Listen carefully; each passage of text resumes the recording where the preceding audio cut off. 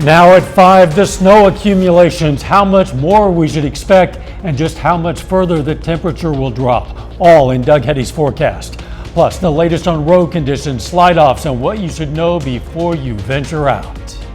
The 4 states' most watched news starts now. It's the same story in communities all across the 4 states. The roads are treacherous and authorities want you to stay home. In some areas, the only movement is the bitter wind. Temperatures and visibility continue to fall. The snow accumulations and danger continue to climb. This is KOAM News at 5 on this alert day. I'm Dow Quick. We're going to have more on the road conditions, the health hazards, and what you should know to protect yourself and your family in a bit. But we start with a first look at the weather from Chief Meteorologist Doug Heddy. Hey Dow, yeah, definitely a snowy day outside for us today. I've been outside playing in it. It's nice after COVID. We have this technology that we can work from home and we don't have to get out in the elements. And that's what we definitely recommend for you as conditions will continue to deteriorate as we go through the evening hours. Winter storm warning in effect continues all of Kansas, Oklahoma, Arkansas, and Missouri as we go through the next several hours. Now, this storm system has underperformed a little bit. I thought by now we'd be at about 7, maybe 8 inches. Officially in Joplin, we're at 5.25 inches, but the roads are bad, and we still have more snow coming. We have several hours of snow to go. We're getting into what we call the comma head of this storm system, meaning the backside of the system. So we're going to have bands of moderate, sometimes heavy amounts of snow. It's tapering off a little bit towards Chinook, but that will fill back in as we go through the next couple hours. But where you see the darker blues, that is where we are seeing the heavier bands of snow. So especially south of Joplin, Neosho to Pineville to Grove. A pretty good band from Columbus, Kansas up toward Nevada as well. So far, snowfall amounts. So where you see the darker blues, that's where we're at least 4 inches. So you can see through Lebec County, Montgomery County, northeast Oklahoma, and then it picks up a little bit once you go toward Monette, and then just north of Springfield, we're at about 6 inches of snow. Look at the temperatures, just bitterly cold. Most of us are sitting anywhere from about 3, 4, 5 degrees upwards to about 10 degrees. So it is super cold across the region. That's going to continue tonight. All right, bands of light to moderate snow continue. So it's 5 o'clock now. Snow will taper off from west to east after about 8 p.m. I think it will be out of the metro by about 10:30 or 11 p.m. And then temperatures are going to dip back near 0 degrees. And of course, a whole nother aspect that we have to deal with this storm system is going to be the extreme cold that we have over the next few days. So we're going to talk more about that here in a bit now. Doug, we'll see you soon. Be careful. A lot of people who tried to travel on I-44 today wish they hadn't. Authorities have been getting multiple reports of slide-offs along the interstate in southwest Missouri and in northeast Oklahoma. At last report, the Missouri Highway Patrol said westbound I-44 is closed at MM11 near the Missouri-Oklahoma line for an extended and unknown duration, as they put it. The final opportunity to exit from westbound I-44 is at exit 11, where drivers can exit to the north on Missouri 249 or south to I-49. The Highway Patrol says all drivers should seek an alternate route or prepare to seek shelter. Emergency response services are on standby for accidents. The Lebec County Sheriff says people there have been taking precautions, staying off the roads for the most part, and his department has seen minimal accidents. The sheriff says if you have to travel, it's best to be prepared in case an emergency strikes. Driving, just make sure you have coats, blankets, any kind of item to keep you warm. Have your cell phone charged. So if you need to, you can always dial star 47 to reach the Highway Patrol. Says it's important to stay off roads to avoid an emergency, especially because the extreme weather conditions can increase emergency response times. If you do travel, if you must in these extreme conditions and find yourself in an accident or stranded, experts say there are items you should have and safety measures you should follow to keep yourself and others safe. That we've had them get out in the past to try to look at damage, and there's other traffic, and if you crash, there's a good chance somebody else is going to crash. And we don't want any chances of you being struck by another vehicle. So stay in your vehicle, Go ahead and gather your driver's license, your insurance, call 911. AAA also says to help avoid crashes, you should have at least 4 to 6 car links between you and other vehicles, but it's best to stay home. You can get the latest road conditions and power outages across the area anytime through this QR code. It's going to take you to links on our website, KOIMnewsnow.com, for information for each of the 4 states in our viewing area. In many communities, you won't find many vehicles on the road other than snow plows and maybe emergency vehicles. KOIM's Tanya Bach joins us from Pittsburgh.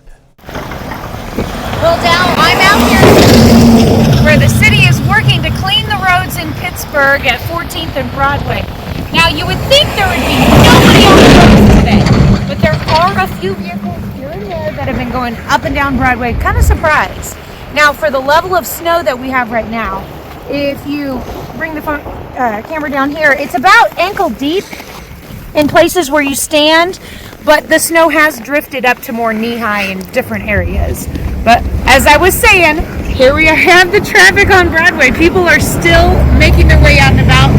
It's almost as many city vehicles cleaning as there are people working and driving. But it's definitely not safe to be out here, so if you do venture out, be safe. Tanya, you too. Even if you're maybe staying off the roads as recommended, you might still find an excuse to be outside, from shoveling snow to maybe trying to build a snowman eventually. But with these temperatures right now, medical professionals in the 4 states warn things like frostbite and hypothermia might not be far, especially if you aren't staying dry. They say it's important to consider your safety at times like this. There's no warning for hypothermia other than it's very cold, you start shivering, you then can become delusional, you can stop shivering, and then freeze. If you are going to be outside, they say it's important to try to limit how much time you're out there. They also say you should make sure you have on plenty of layers, including, of course, things like hats and gloves and warm socks. We're going to check back in with Doug for an update on weather conditions and the forecast in a bit. But up first, the new high-tech tool allowing doctors to save the very youngest heart patients. That's just ahead in Health Watch. In today's Health Watch, a new high-tech tool for young heart patients has been approved by the U.S. Food and Drug Administration. Doctors say this will allow them to save more lives, an important milestone in this American Heart Month. Stephanie Stahl has more. It's a little device with a big job. It does all the work for your heart. It's called Impella 5.5, the world's smallest heart pump that helps blood circulate. 21-year-old Katrina Penny was born with congenital heart defects and had her first heart transplant when she was a baby. My entire childhood was completely normal. I played sports, I went to school, I had friends. But 2 years ago, the transplanted heart stopped working effectively. I was in complete heart failure. She needed a second heart transplant, and while on the waiting list, the Impella kept her alive at Children's Hospital of Philadelphia. I had my Impella for 5 weeks. It's very useful in a sense that actually is that it can be implantable without opening the chest. Dr. Katsuhide Maide says the Impella that he put in Katrina has now been approved for younger children. We are so excited, yeah. This is a really like a, game changer. Going to save a lot more lives. Of course. With the Impella, Katrina survived until her second heart transplant in June of 2023. It did save my life 100%. The graduate student knows just how lucky she was to have had 2 heart transplants, one with the help of a groundbreaking little device. Stephanie Stahl, CBS News. Now that she's recovered, Katrina Penny is looking forward to eventually becoming a special education teacher. And that is a look at today's health news. Doug's going to return next with the latest on the storm and what lies ahead.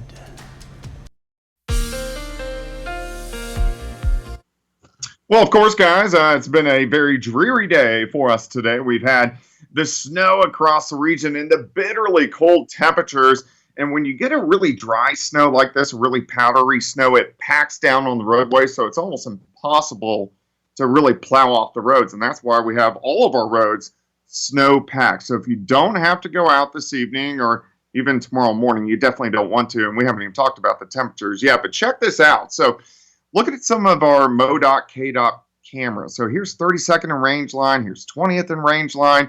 We can go on the Kansas side, 69 highway. You can see everything is snow packed across the region, which means the roads are in bad shape. Winter storm warning continues until tomorrow morning. We still have several hours of light to moderate snow, which is going to continue across the region. Looking at snowfall total so far, I guess the loser, if you are a snow lover, is up towards Chanute, where you've had under 2 inches of snow. Where you do see the darker blues, that's where we picked up about 4 or 5 inches. Some areas 6 inches, and I think most of us will hit into that 8 to 9 inch range. Look at the bands continuing to work through the heaviest right along and south of the I-44 corridor, especially Joplin, Monette, down toward Bentonville. Where you see those darker blues, that's where we are seeing the snow rates at a half an inch, 3/4 of an inch, upwards to an inch per hour. It has been tapering off a bit on the Kansas side, but this is actually going to pick back up a little bit over the next couple hours. Moderate to heavy snow along the I-44 corridor, Tulsa up toward Miami. Bentonville, you're kind of in a little bit of a break, and then moderate to heavy snow from Neosho up toward Mount Vernon at this point in time. Light to moderate snow continues the next several hours. After about, let's say, 10 p.m., it starts to move out of the metro, but these clouds, they're going to try to squeeze every single flake out of it. So we are going to see ongoing flurries or light snow showers through the night. Temperatures all the way down near 0 by morning. And then check this out. We're only near 10 by noon, and we only warm up to about 13 degrees for an afternoon high on Wednesday. So bitterly cold. Gets worse. Tomorrow night, most of us drop -7, 8, 9, 10 degrees. If you are not dripping your faucets yet, go ahead and start doing it, because you're going to need to. We definitely don't want any busted pipes across the region. Even on Thursday, look at this. High temps only right around 15 degrees. All right, so lesser snow amounts on the Kansas side. Again, this storm has underperformed, but still very dangerous out there. Anywhere from 4 to 9 inches southeastern Kansas, and I think Joplin will hit 7, 8, or 9 inches. And there are going to be some isolated higher amounts. Look at the temps right now. We're at 5, 6, 9 degrees. The winds are going to be very strong as well, so that means low wind chills as we go through the overnight hours for us tonight. All right, so alert days for the next couple days due to the extreme cold. 13 tomorrow, 15 on Thursday. Finally, Saturday, Dow, we get above freezing. Wow, we will certainly welcome that. And if the storm underperforms a bit, I don't think many people will be too disappointed. We're going to check back with Doug at the end of this newscast. In the meantime, other news. Delegations from the U.S. and Russia met in Saudi Arabia today for the first day of talks about ending the war in Ukraine. And both sides said the talks were productive. Natalie Brand is at the White House with more details. After more than 4 hours of talks, Secretary of State Marco Rubio said the U.S. and Russia have agreed to appoint high-level teams to work on a path to end the war in Ukraine in a way that's sustainable and acceptable to all sides. We're not going to pre-negotiate an end to this conflict. These are the kinds of things that have to happen through hard and difficult diplomacy in closed rooms over a period of time. Secretary Rubio was joined by Middle East envoy Steve Witkoff and National Security Advisor Mike Waltz. This needs to be a permanent end to the war and not a temporary end as we've seen in the past. We know just the practical reality is that there is going to be some discussion of territory. The Trump administration also said the U.S. and Russia agreed to restore embassy staffing in Moscow and here in D.C. For us to be able to continue to move down this road, we need to have diplomatic facilities that are operating and functioning normally. Ukraine's President Volodymyr Zelensky said he wasn't invited to Tuesday's meeting, but that his country needs to be part of the conversation about its future. European allies are concerned too and organized an emergency meeting Monday in Paris. At stake is not just the future of Ukraine, it is an existential question for Europe as a whole.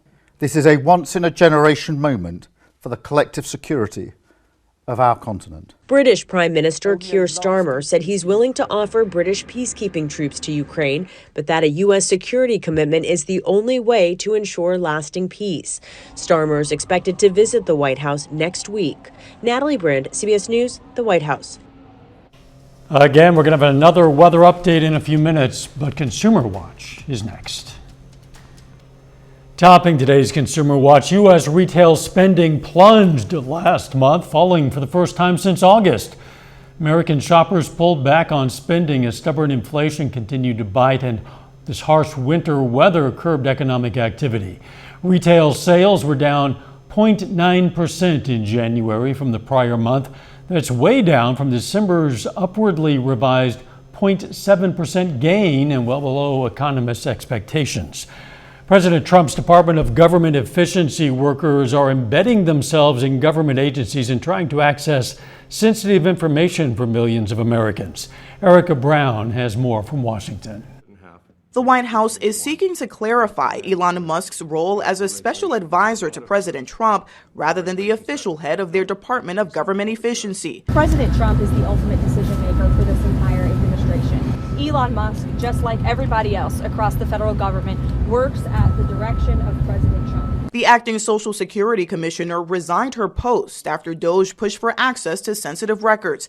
And CBS News has learned Musk's team inside the IRS is working to access private taxpayer data. Democratic Senator John Fetterman, who originally said he was okay with DOJ efforts, responded on social media saying, "I want to save billions of your money and make our government more efficient. Rummaging through your personal stuff is not that." A White House official confirms to CBS News that a DOJ worker is seeking access to the IRS database, saying information is needed to root out fraud, waste, and abuse at the agency. Some voters say they're concerned DOJ employees are working without any oversight. I just don't understand how all this can happen and there's no control over it. And we've got people in the Oval Office now that aren't politicians, that have no right to be making these decisions. But many Trump supporters applaud the administration's efforts. The spigot has got to stop. This has just been ridiculous. The money that has been found, billions of dollars. This is stolen money from the taxpayers. President Trump indicated Musk's team would be headed to the Pentagon, and CBS News has learned DOJ representatives have been there for meetings. Erica Brown, CBS News, Washington. Defense Secretary Pete Hegseth says he welcomes DOJ efforts inside the Pentagon and says he expects to find billions in savings. Hegseth says they'll be looking to possibly cut climate programs in the Department of Defense. The Ford F-150 is no longer America's #1 vehicle. Data from JATO Dynamics found Toyota's RAV4 dethroned the F-150. The pickup truck was in the top spot for 4 decades. Researchers say the RAV4's hybrid powertrain is a big reason for its rise in popularity. Honda CR-V sales also rose, while Tesla Model Y sales decreased in 2024. Final check of the forecast next.